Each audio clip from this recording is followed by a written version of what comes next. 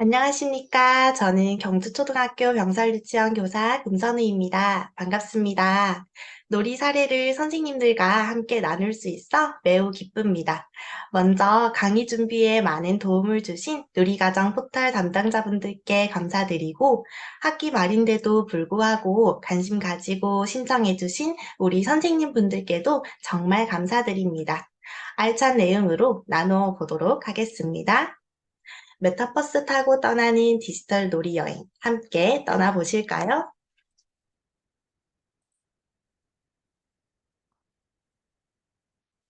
네, 첫 번째로는 디지털 놀이와 친해지기, 두 번째로는 메타버스 놀이 사례, 세 번째로는 메타버스 놀이 느낀 점에 대해서 나누어 보도록 하겠습니다. 첫 번째, 디지털 놀이와 친해지기입니다. 디지털 교육, 우리 아이들에게 왜 필요할까요? 우리 아이들은 디지털 네이티브, 즉 디지털 원주민이라고 합니다. 우리 아이들이 태어난 시대는 디지털 매체 활용이 매우 일상화되어 있는데요. 예를 들면 음식점에서 키오스크 기기로 주문을 하고 인터넷 쇼핑을 하고 AI 스피커와 대화하는 등 디지털 매체 활용이 매우 일상화가 되어 있습니다. 심지어 2025년부터는 AI 교과서가 학교에 도입이 된다고 하는데요. 우리 아이들 가방이 더 가벼워지겠지요. 디지털과 아이들은 떼놓을 수 없는 존재가 되었습니다. 디지털을 부정적으로만 생각했던 과거에서 벗어나서 이제는 우리 아이들이 디지털의 긍정적인 요소를 잘 활용할 수 있도록 지원해야 합니다. 미래 사회에서는 이렇게 네 가지 핵심 역량이 필요하다고 합니다. 이 네 가지 능력은 놀이 중심 교육 과정에서 잘 녹여져 있습니다. 이와 더불어 AI와 경쟁해야 하는 우리 아이들에게는 디지털 역량, 즉 디지털에 대해서 비판적인 사고를 가지고 건강하게 활용할 수 있는 디지털 문해력도 함께 길러야 합니다. 디지털 역량은 놀이하면서 디지털을 경험해야 길러질 수 있는데요. 이때 이와의 놀이에 있어서 디지털이 중심이 되어야 하는 것은 아닙니다. 실제 경험하지 못하는 것을 디지털을 통해 생동감을 느끼고 디지털 덕분에 놀이에서 풍부함을 경험하는 등 디지털의 장점을 놀이에서 활용하는 것이 필요합니다. 그런데 디지털 놀이를 하다가 고민이 생겼습니다. 태블릿 개수가 부족해서 자유롭게 사용하는데 어려움이 있었는데요. 이때 아이들에게 물어보았더니 선생님, 우리 칠판에 사용 순서를 적어서 차례대로 사용해요 라고 이야기를 하더라고요. 그래서 놀이 시간에 예약제로 자유롭게 활용을 하고 있습니다. 두 번째로는 태블릿에 너무 몰입을 해서 다른 놀이를 하지 않을까봐 걱정이 되었습니다. 이때 아이들과 함께 문제점에 대해서 이야기를 나누니 사용 시간을 정하자고 하더라고요. 그래서 10분 동안 돌아가면서 하자고 아이들이 이야기를 하였습니다. 시계를 제공해서 아이들이 스스로 시간을 확인하여 끝낼 수 있도록 지원해 주었습니다. 아이들이 많은데 태블릿 놀이 지원까지 하려니까 벅차다라고 현장에서도 많이 이야기를 해주시는데요. 저는 전체 이야기 나누기 자리에서 미러링을 하여서 플랫폼을 어떻게 활용하는지 아이들과 먼저 함께 탐색을 하고 있습니다. 기능을 사용하는 방법을 하나씩 차근차근 알아가니까 친구가 모를 때 옆에 있는 아이가 도와주기도 하고 또 같이 문제를 해결하는 그런 모습들도 관찰할 수 있었습니다. 네, 이제 메타버스 놀이 사례에 대해서 본격적으로 소개해 드리도록 하겠습니다. 먼저 학급 소개를 하겠습니다. 원화수는 24명이고 만 5세 아이들과 함께하고 있습니다.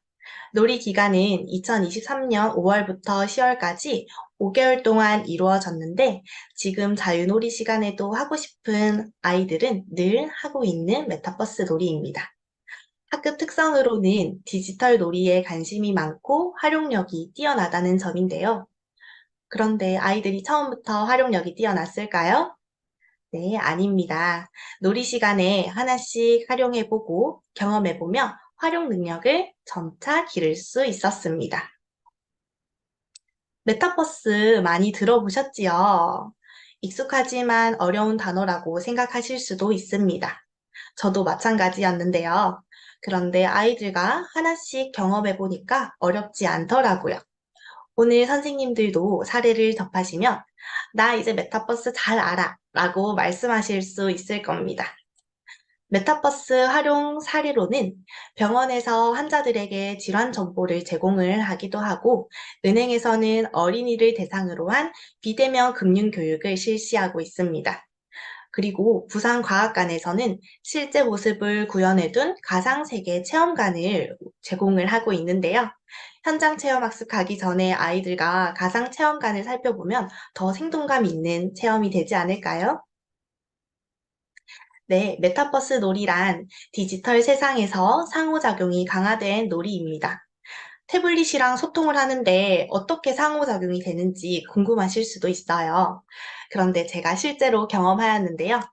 학급의 태블릿이 한 대일 때는 디지털 기기를 사용하는 데만 몰입하는 모습을 관찰할 수 있었습니다. 그런데 태블릿이 여러 대가 되면서 친구와 소통하는 놀이 도구로 활용할 수 있었어요.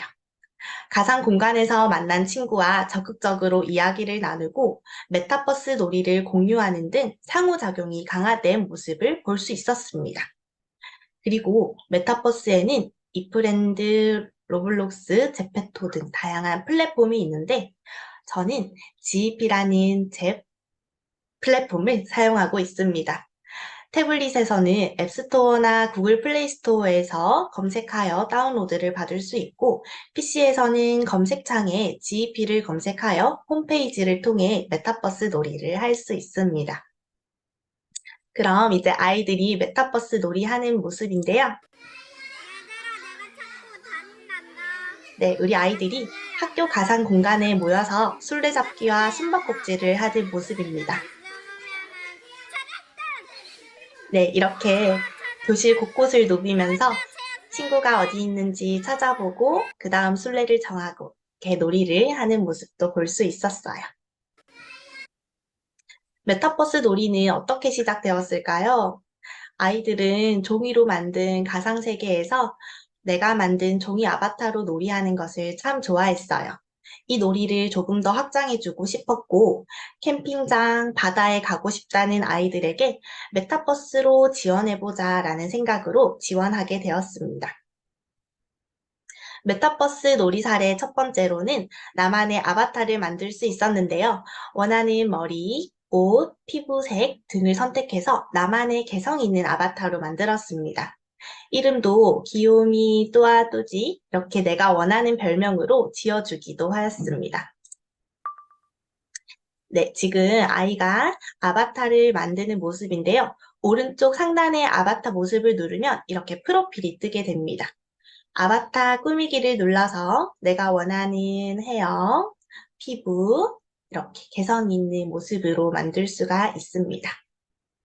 이렇게 아이들이 모습을 만들 때마다 너무 재미있어 했고 또 더 신기했어요. 이렇게 연필 모양을 누르면 닉네임도 설정을 할 수 있어서 나만의 캐릭터를 만드는 모습이었습니다. 네, 이제 가상 공간에서 나만의 캐릭터로 한번 놀이를 하였는데요. 이렇게 쌍둥이라고 아이들 이야기했어요. 우리는 쌍둥이야 라면서 서로를 따라다니니 가까이 가면 이제 왼쪽 상단에 저희가 지금 줌으로 이렇게 연수를 하듯이 서로의 얼굴을 확인을 할 수 있었습니다.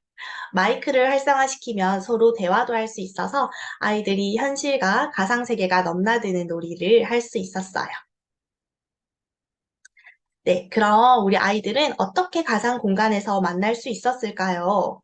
가상 공간에 들어가는 방법은 원하는 방의 고유 번호를 입력하면 원하는 가상 공간으로 입장할 수 있습니다.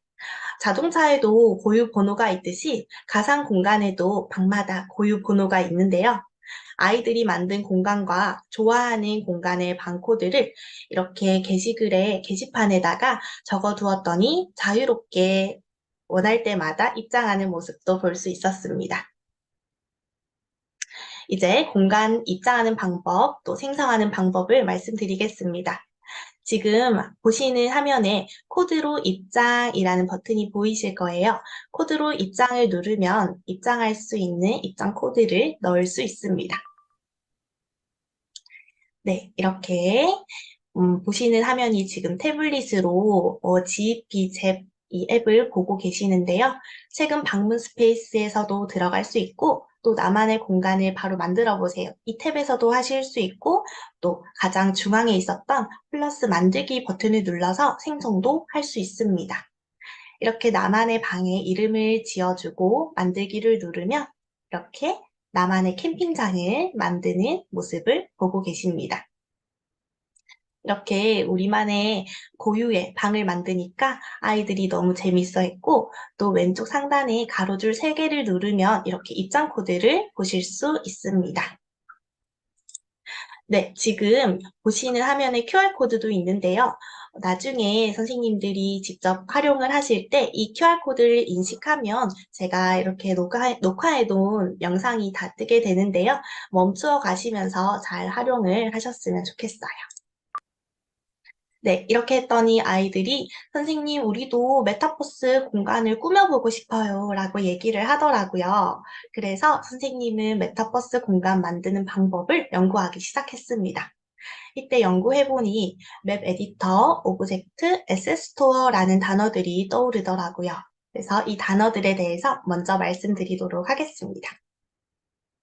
맵 에디터는 내가 만든 맵을 원하는 대로 가구도 배치하고 사람 인형도 배치하여 꾸밀 수 있는 공간입니다. 맵 에디터는 PC에서만 활용이 가능합니다. 내가 만든 공간을 꾸미기 재료를 활용해서 구성할 수 있습니다. 맵 에디터의 위치는 내가 만든 방으로 입장을 하면 왼쪽에 망치 모양이 있는데요. 네, 맵 에디터는 여기에 있습니다. 그럼 이제 어떤 재료들로 꾸밀 수 있을까요? 오브젝트라는 재료를 활용하였는데요. 오브젝트는 공간을 꾸미는 가구, 사람, 동물, 식물 등 재료입니다. 맵 에디터에서 오브젝트를 배치할 때는 꼭 오브젝트 또는 상단 오브젝트 버튼 중 하나를 누르셔야 하는데요. 지금 가장 상단에 발을 보시면 파란색으로 표시되어 있는 모습을 보실 수 있어요. 네, 오브젝트나 상단 오브젝트를 눌러야지 오른쪽에 오브젝트를 선택할 수 있는 목록창이 뜨게 되니까 이 점은 꼭 기억해 주셨으면 좋겠습니다. 그런데 왜 오브젝트와 상단 오브젝트 두 가지일까요? 왜냐하면 오브젝트의 모양을 잘 보시면 쉽습니다. 이것은 지금 설정해 놓은 칸은 오브젝트가 물건 앞으로 지나다니는 모습이고 상단 오브젝트는 물건 뒤로 지나다니는 모습입니다. 내가 원하는 유형을 선택해서 오브젝트를 배치할 수 있습니다. 단어가 조금 어렵지만 직접 하시다 보면은 쉽게 사용을 하실 수 있을 거예요. 그럼 이제 이 오브젝트들을 어디서 구매를 할 수 있을까요? 에셋 스토어는 원하는 맵과 오브젝트를 구매할 수 있는 공간입니다. 구매라는 말이 불편하게 들리실 수도 있는데요. 하지만 보시다시피 무료가 더 많고 무료 오브젝트만으로도 다양하게 사용이 가능해서 별도의 지출 없이 활용을 할 수 있습니다. 이것들을 이제 활용을 해서 친구와 함께 가상 공간을 만들었어요. 4가지 공간을 선택해서 먼저 살펴보고 개별로 꾸미고 싶은 공간을 선택했어요. 그리고 같은 공간을 선택한 친구들끼리 모여서 토의를 하였는데요. 아이들이 이때 오브젝트를 활용해서 공간을 구성할 때 다양한 생각들이 펼쳐졌답니다. 의견을 함께 모은 후에 전체 자리에서 다른 친구와도 공유를 했어요. 이때 한 아이의 이야기가 인상 깊었는데요. 선생님, 바다집에 사람 6명을 두고 싶어요 라고 이야기를 해서 왜 그렇게 생각했니? 라고 물어보자 꾸미는 친구들이 6명인데 다 같이 바다에 진짜 가고 싶거든요 라고 이야기하더라고요. 이때 우리 아이들의 현실 바람이 가상세계를 통해 투영되는구나 라는 생각을 할 수 있었습니다. 이제 오브젝트를 구매해서 배치하는 영상입니다. 네, 이렇게 화면에서 보시는 것처럼 에셋스토어에서 오브젝트를 골라서 구별 버튼을 누를 수 있는데요. 이렇게 내가 원하는 오브젝트를 선택을 하는 모습입니다. 네, 이렇게 선택을 해서 사용하기 버튼을 누르면 이렇게 사용을 할 수 있고요. PC에서는 오른쪽 상단의 스페이스 만들기 버튼을 통해서 내가 원하는 맵을 선택해 공간을 만들 수 있습니다. 아까 말씀드렸다시피 맵 에디터는 내가 만든 공간에서 사용을 할 수 있는 기능입니다. 네, 이렇게 만들기 버튼을 누르고 내가 만든 공간 지금 보고 계십니다. 왼쪽에 망치 모양의 맵 에디터를 눌러서 구성할 수 있는 공간으로 넘어갔습니다. 아까 말씀드렸지요. 오브젝트를 배치할 때는 상단에 있는 오브젝트나 상단 오브젝트 둘 중 하나를 꼭 눌러야 오브젝트 목록 창이 뜨게 됩니다. 그리고 이렇게 도장을 눌러야 내가 원하는 오브젝트를 이제 이 맵에 배치를 할 수 있는데요. 도장을 이렇게 한번 눌러서 찍어내듯이 쿡쿡쿡 하면 배치가 됩니다. 네, 이렇게 한번 이파리도 한번 해보고 원하는 대로 배치를 할 수 있어서 이 점이 아이들이 너무너무 매력을 느꼈던 기능입니다. 네, 이렇게 배치를 하면 톱니바퀴가 보이는데요. 이 톱니바퀴를 잘 활용을 해야 합니다. 이제 사람 오브젝트도 배치하는 모습인데 이렇게 나중에 이 톱니바퀴를 사용해서 오브젝트 기능까지 넘어갈 수 있는데요. 그리고 도장 옆에 있는 지우개 버튼을 누르면 그리고 톱니바퀴를 눌러야 이렇게 지워지는 삭제가 되는 모습도 보고 계십니다. 네, 금방 말씀드린 것처럼 이 톱니바퀴를 할 때, 누를 때 지우개 버튼을 누르면 당연히 이 오브젝트가 삭제되겠지요. 그런데 도장 버튼을 활성화시키고 톱니바퀴를 누르면 오브젝트 설정 창이 뜨게 되는데요. 이 기능들을 활용해서 퀴즈 놀이까지 할 수 있었는데 이 기능은 뒤에 가서 설명을 드리도록 하겠습니다. 네, 이렇게 이제 우리 아이들이 만든 가상 공간이에요. 시원한 바다 위의 집, 손님들이 따뜻한 온천, 반짝반짝 숲속 캠핑, 별빛 카페, 아이들이 친구랑 같이 만든 작품입니다. 그냥 보면 카페 같지만 또 하나씩 하나씩 이야기를 들으면서 감상을 하면 너무나도 재미있더라고요. 그런데 아이들이 처음부터 생각한 대로 공간을 잘 구성할 수 있었을까요? 아니었습니다. 선생님의 결혼 소식을 듣고 결혼식장을 꾸며주겠다는 아이들에게 한번 마음껏 꾸며보게 지원하였더니 이렇게 되었습니다. 네, 무작정 배치하는데 집중했던 우리 아이들이 완성된 모습을 보고 어떡해, 우리 선생님 여기서 결혼 못할 것 같아 라고 하더라고요. 이야기 나누기를 통해서 과도한 오브젝트 배치에 대한 문제를 함께 발견하였고 이후로는 배치하는 데 집중하기보다는 친구와 토의해서 서로의 의견을 존중하여 공간을 구성하였습니다. 네, 이렇게 이제 메타버스의 다른 공간을 탐색하던 아이들이 퀴즈를 만들어 풀어보고 싶다고 하더라고요. 그래서 퀴즈를 만드는 방법을 연구하였습니다. 먼저 쉬운 퀴즈부터 시작을 하였는데요. 한글 퀴즈 놀이를 먼저 아이들과 해보았습니다. 배치해둔 사람 오브젝트에 다가가면 단어를 이렇게 하나씩 알려주었어요. 단어를 모두 모아서 문장으로 완성시키는 퀴즈 놀이를 하였는데 이때 아이들이 문장을 완성시켜서 읽어볼 때 매우 뿌듯해했답니다.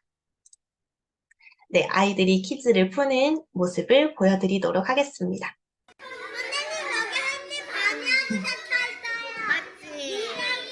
네, 이렇게 지금 스님을 찾았더니 스님에 다가가서 해자가 나왔고 네, 이렇게 택배기사를 찾아갔더니 양자를 알아내었고 지금 경찰관을 찾아다니는 모습입니다.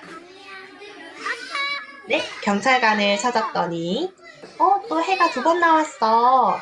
해요라고 글자를 수집해서 문장을 만드는 놀이도 하였습니다.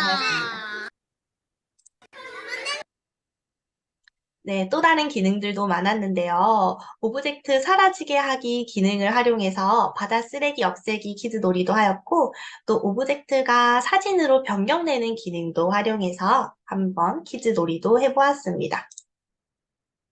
오브젝트가 사라지게 하기 기능을 한번 보여드리도록 하겠습니다. 네, 이렇게 바다에 오브젝트를 배치해서 아이들이 쓰레기 같다고 하더라고요. 그래서 이 쓰레기를 한번 치워보자고 한번 퀴즈를 내보았는데, 오브젝트에 다가가서 문제를 풀어 맞추면 이렇게 사라지게 하도록 설정하였습니다. 환경과 관련된 퀴즈를 풀면 오브젝트가 하나씩 사라지고 있는 모습을 보고 계십니다. 네. 이렇게 아이들이 모든 퀴즈를 다 풀어서 바다를 깨끗하게 만들었다고 너무너무 뿌듯해 하더라고요. 네, 그러면 오브젝트 팝업 기능인데요. 아까 글자 퀴즈에서도 보셨듯이 텍스트 팝업 기능도 있고, 또 오브젝트에 다가갔을 때 이미지가 떠오르는 이미지 팝업이 있고, 또 객관식 퀴즈, 주관식 퀴즈, 이렇게 오브젝트에 다가갔을 때 팝업 창으로 떠오르는 기능들이 이렇게 있습니다. 그럼 이 기능들을 사용하는 방법을 보여드리도록 하겠습니다. 네, 아까 말씀드린 것처럼 오브젝트를 배치할 때도 기능을 사용할 때도 맵 에디터를 꼭 들어가셔야 하고요. 맵 에디터에 들어간 모습을 보고 계십니다. 네, 이렇게 화살표를 누르면 내가 원하는 대로 이동을 할 수 있고요. 오브젝트를 누르고 상단 오브젝트를 둘 중에 하나를 꼭 눌러야 오른쪽에서 볼 수 있습니다. 네, 내가 원하는 오브젝트를 이렇게 마음껏 배치를 하는 모습을 보고 계십니다. 네, 이렇게 공까지 배치해보고 아까 톱니바퀴를 눌러야 설정창이 뜬다고 이야기 드렸지요. 네, 설정창에서 내가 원하는 팝업으로 기능을 선택을 한 다음에 텍스트에 입력을 하면 이 오브젝트에 다가갔을 때 이 글자가 떠오르도록 설정을 하고 있습니다. 네, 그 다음으로는 이 멜로디언을 한번 주관식 퀴즈를 만들어 보고 있는 모습인데요. 이렇게 비밀번호 설정창에 질문을 넣고 비밀번호 칸에는 정답을 넣어 놓으면 이것을 맞췄을 때 이 오브젝트가 어떻게 되었으면 좋겠는지에 대한 동작을 설정할 수 있습니다. 그리고 비밀번호가 틀렸을 때 어떤 문구가 떠오를 건지까지도 설정을 할 수 있어요. 네, 이제 이 공은 한번 객관식 퀴즈로 만들어 보고 있는 모습인데요. 질문을 넣고 선택지를 이렇게 입력을 해서 정답을 체크하면 정답을 맞췄을 때 어떻게 이 오브젝트가 동작이 되었으면 좋겠는지까지도 설정할 수 있습니다. 기능들이 참 많지요. 네, 이렇게 다양한 기능들을 활용하니 무궁무진한 퀴즈들을 많이 만들 수 있었어요. 네, 이렇게 실행 방법도 선택을 해서 할 수가 있고요. 이제 마지막으로 가방에 대한 이제 설정을 해보고 있는 모습인데요. 다가갔을 때 팝업 창에 떠오르는 이미지 팝업을 지금 설정하는 모습입니다. 네, 이렇게 다 한 다음에 오른쪽 상단에 저장을 누르고 플레이를 눌러야지 내가 설정한 대로 이렇게 확인을 할 수 있습니다. 한번 다가가 보도록 하겠습니다. 네, 이렇게 아까 텍스트 팝업 설정한 대로 잘 떠오르고요. 네, 멜로디언에 다가갔더니 네, 정답을 입력하였더니 오브젝트가 사라지는 동작을 보셨습니다. 네, 이렇게 객관식 퀴즈를 맞추었더니 네, 텍스트 팝업 이렇게 동작이 실행되었고요. 가방에 다가갔더니 네, 이미지 팝업이 떠오르는 모습을 보고 계십니다. 네, 이렇게 다양한 퀴즈들로 재미있는 놀이들을 할 수 있겠지요? 꼭 참고해서 꼭 해보셨으면 좋겠습니다. 그럼 이제 팝업 기능 이외로 표시 기능도 있는데요. 오브젝트의 이름을 표시를 할 수 있고, 또 말풍선을 표시도 할 수 있고, 오브젝트가 사진으로 변경되는 기능까지 활용할 수 있습니다. 네, 표시 기능은 QR코드를 확인하셔서 한번 하실 때 참고하셨으면 좋겠습니다. 네, 이제 아이들과 메타버스 탈출 놀이도 이어서 했는데요. 아이들이 테이프 거미줄을 만들어서 퀴즈를 풀어 탈출하는 놀이를 하더라고요. 이때 이 메타버스 퀴즈를 풀어야 탈출할 수 있어 라고 이야기를 해서 이 놀이가 시작되었습니다. 메타버스 탈출 놀이를 더 확장하기 위해 아이들과 함께 구상한 놀이 진행도입니다. 놀이 과정이 길지만 아이들의 의견을 모두 모아 놀이를 진행을 해보았어요. 그런데 앞부분에서 나누었던 이야기처럼 아이들이 놀이에서 자발적으로 디지털의 장점을 활용했다는 것에 의미가 있습니다. 현실 세계의 종이 테이프 실물 놀이와 가상 세계의 메타버스 놀이가 결합된 것 또한 큰 의미가 있어서 공유하고자 합니다. 네, 이렇게 아이들이 먼저 테이프와 신문지를 활용해서 탈출할 공간을 재미있게 만들었습니다. 거미줄을 다 만든 후 인형을 테이프에 매달았어요. 이 인형을 구출하는 것이 목적이었는데요. 이 인형에는 찾아야 하는 오브젝트의 사진이 있었습니다. 아이들이 인형을 구출하기 위해 OX 퀴즈를 풀고 인형을 구매했습니다. 오브젝트 사진을 보고 맵에서 찾아서 단어를 수집할 수 있었어요. 오브젝트가 알려주는 단어를 하나씩 순서대로 모으자 한 문장으로 완성이 되었어요. 이때 자물쇠를 풀기 위해서는 문장에서 사랑해 글자 수를 알아냈어야 하는데요. 이렇게 사는 한 글자, 랑은 세 글자, 해는 두 글자. 이렇게 132 비밀번호로 자물쇠를 풀어서 가방을 열었습니다. 메타버스를 통해 놀이의 풍부함과 생동감을 동시에 경험할 수 있었습니다. 근데 메타버스 놀이가 어려움 없이 이어져 왔을까요? 이때 메타버스에 푹 빠져있는 우리 아이들에게 문제가 발생하였는데요. 집에서도 하고 싶다고 이야기를 했는데 게임이라고 안 된다고 부모님이 이야기하셨다고 해요. 메타버스는 게임이라는 인식에 가정과 연계하는데 이제 어려움이 없도록 그렇게 노력을 조금 더 하였습니다. 그래서 선생님은 메타버스 놀이 배움을 가정과 공유하도록 계획하였습니다. 메타버스 놀이 안내문을 가정으로 발송하였어요. 메타버스 놀이의 정의, 활용 사례, 아이들의 놀이 사례, 또 놀이 속에서 일어나는 배움들을 가정으로 발송하였고요. 또 디지털 문해교육, 부모교육 자료도 배부해서 미디어 약속을 함께 지키도록 안내하였습니다. 이제 가정에서도 많이 관심을 가져주셔서 우리가 만든 가상 공간에서 집에서 만나보기로 하였는데요. 가정에서 우리가 모두 함께 만나보도록 이렇게 가상 공간을 꾸며보았습니다. 이때 마침 환경 캠페인을 하던 중이라서 우리가 환경 캠페인을 했던 사진을 오브젝트에 심어보고 또 환경 포스터도 심어서 부모님과 함께 볼 수 있도록 만들었습니다.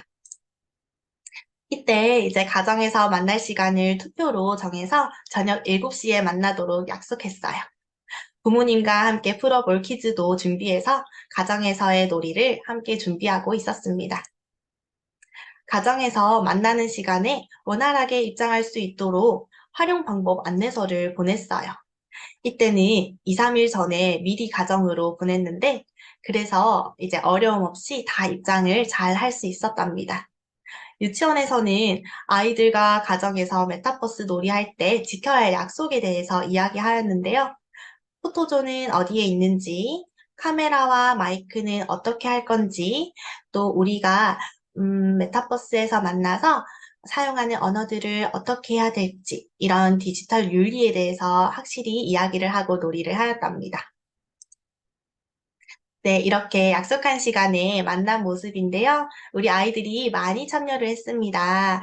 이때 아이들과 이렇게 비대면으로 카메라에 비춘 얼굴들이 너무너무 귀엽더라고요. 그래서 카메라에 얼굴을 비춰서 서로 인사도 하였습니다. 네, 이제 가정에서 만난 모습인데요.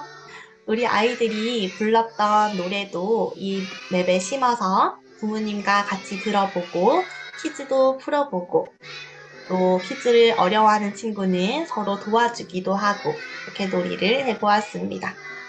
이제 글자를 입력할 수 있는 아이는 채팅창에서 이야기를 하였고, 어려운 아이들은 리액션 기능을 활용해서 하트도 서로에게 이렇게 표현하고, 웃는 모습, 춤추는 것까지 이렇게 리액션으로도 표현할 수 있었습니다. 네, 이제 메타버스 놀이 느낀 점에 대해서 나누어 보도록 하겠습니다. 메타버스 놀이를 했더니 메타버스에서 친구를 만나서 진짜 신기했어요 라고 이야기를 하였고요. 또 공간을 직접 꾸미니까 건축가가 된 것 같다고도 이야기하였습니다. 그리고 한글에 어려웠던 친구도 한글이 더 재미있어졌다고 이야기를 했어요. 또 우리 부모님의 말씀이 참 와닿았는데요. 우리 아이들이 배우는 세상은 제가 배웠던 시절과 많이 달라졌음을 느꼈어요 라고 이야기를 하더라고요. 말씀을 해주시더라고요. 네, 이렇게 유아의 배움으로는 디지털 역량은 당연히 향상되었습니다. 또 놀이를 자주 하지 않던 친구와 메타버스에서 만나서 더 친밀도가 형성되었고 관계력도 높아졌습니다. 그리고 디지털이 주는 장점으로 몰입도가 높아졌고 공간을 마음껏 생각대로 꾸며서 창의성도 높아졌습니다. 또 저에게도 배움이 있었는데요. 아이들과 공간에서 만나는 거, 아바타를 꾸미는 거, 공간을 구성하고 퀴즈를 만들어 놀이하는 거 모두 하나씩 하나씩 차근차근 활용해 보았더니 아이들의 유능함을 발견할 수 있었습니다. 그래서 우리 아이들은 가상 세계에서 더 강화된 상호작용을 하는구나 라는 점도 깨달았고 디지털 놀이를 통해서 문제를 해결하며 문해력을 기르는구나 또 알게 되었고 역시 디지털 원주민인 우리 아이들은 정말 유능하구나 라는 생각도 하였답니다. 우리 선생님들의 교실에서도 꼭 아이들과 함께 메타버스로 새롭고 배움이 있는 디지털 놀이 경험을 쌓아보시길 바라는 마음입니다. 그리고 메타버스 위에도 다양한 디지털 놀이 및 활용 방법이 안내되어 있으니 꼭 참고해 주세요.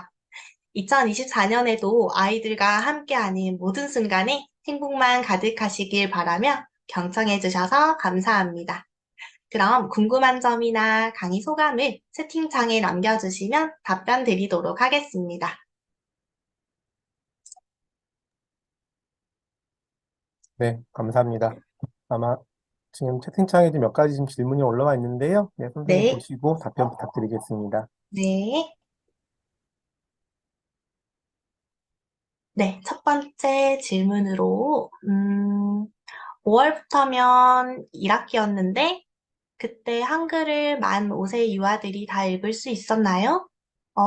글자를 읽는 것에 대해서 궁금해 하시는 선생님이 계셨는데요. 우리 아이들이 글자를 다 이제 많이 읽을 수 있는 아이들이 좀 차이가 많았어요. 잘 읽는 아이들은 또 훨씬 문장을 끊임없이 또 잘 읽을 수 있었고, 또 못 읽는 친구들은 좀 도움을 요청하기도 하였고, 네, 그렇게 하였습니다.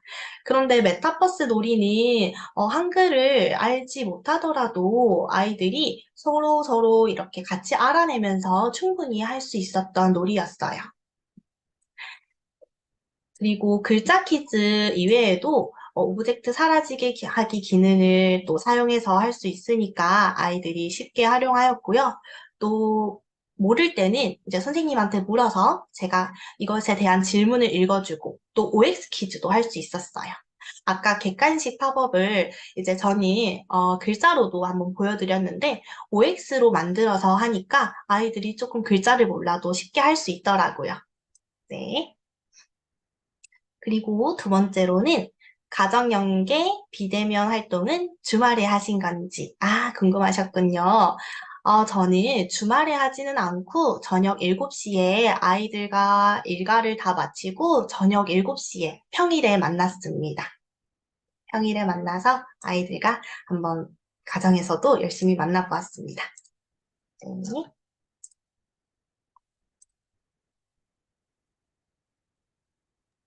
네, 아마 지금 시간이 좀 많이 지나긴 했는데 아마 네, 음, 지금 추가적으로 질문이 좀 온 게 있네요. 네. 사용하시는 메타버스에 몇 명까지 입장이 가능할까요? 아, 네. 맞아요. 메타버스 플랫폼에 따라서 입장할 수 있는 인원이 정해져 있는데요. 제가 최대로 많은 다수와 입장을 해보진 않았지만, 24명, 30명까지 입장할 때 무리가 없었습니다. 네. 그리고 잽은 또 많은 인원들이 들어오는 그런 우리은행에서 비대면 금융 교육을 실시하고 했듯이 다수의 인원들이 들어오는 걸로 알고 있습니다. 네, 그리고 가정에서 협조하지 않는 경우도 있었나요? 그런 경우에는 어떻게 더 지원해 주셨는지 궁금합니다. 아, 네, 그럼요. 맞아요. 네, 디지털 기기에 익숙하지 않는 가정에서는 조금 어려움도 있으셨어요. 그래서 이때는, 어, 아까 아이들이 24명 중에 거의 20명은 들어와서 이제 놀이를 하였지만, 선택을 해서 들어올 수 있도록 일단 그렇게 하였고요. 무조건 다 같이 참여하는 것을 목적으로 두지는 않았어요. 네, 흥미 있는 가정과 아이만 참여할 수 있도록 하였고, 더 지원한 방법은 아까도 제가 소개해 드린 것처럼, 안내문을 발송해서 어떤 놀이가 이루어져 있고, 이것은 어떤 놀이라는 그런 점들을 함께 공유도 하였고, 그리고 또 우리 아이들이 메타버스를 유치원에서 놀이하는 모습들을 사진을 찍어서 많이 공유를 하였어요. 그랬더니 조금 자연스럽게 관심을 가져주시는 모습도 볼 수 있었습니다. 네, 그리고 그 다음으로는 하루 일과 중 메타버스 관련 놀이 시간은 얼마 정도 분배하셨나요? 네, 메타버스 관련 놀이 시간은 제가 정해서, 이제 뭐 1시간 30분, 이렇게 정했다기보다는 자유놀이 시간에 아이들이 아까 했던 예약제로 활용해서 태블릿을 가지고 자유놀이 시간에 아이들이 했던 놀이입니다. 네, 그래서 다 정해놓고, 같이 하는 놀이는 아니었고요. 자유놀이 시간에 원하는 아이들이 이렇게 하도록 그렇게 했어요. 대신에 모두가 관심을 가질 수 있도록 먼저 자유놀이 하기 전에 잠깐 아침 시간에 모였을 때 오늘 선생님이 이런 퀴즈들을 준비했고 이렇게 활용을 할 수 있는데 활용하고 싶은 친구들은 한번 해보자 라고 이야기를 한 다음에 자유놀이 시간을 하고 싶은 아이들이 하였습니다. 네, 메타버스 활용도와 적용 사례가 매우 훌륭합니다. 아유, 감사합니다. 네, 너무 좋은 말씀도 나누어 주셔서 너무너무 감사합니다. 네, 감사합니다. 새해 복 많이 받으세요. 네, 교사가 좀 더 메타버스를 이해할 수 있는 교육이 있나요? 아, 네, 저도 공부를 좀 많이 하고 연구를 많이 하였는데요. 음, 저는 온라인 연수를 좀 많이 들었어요. 메타버스에 대해서. 그런데 유치원에서 활용하는 사례는 없어서 제가 몇 가지만 이렇게 사용을 하였는데요. 그런 온라인 연수를 통해서 저도 메타버스를 조금 더 이해하고 그런 이해도를 높이는 작업을 좀 하였습니다. 그런데 들어가 보시면 아시겠지만 정말 기능이 단순하고 어렵지 않아서 제가 보여드린 QR코드만으로도 선생님들이 저보다 더 많이 잘 활용을 하실 수 있을 것 같아요.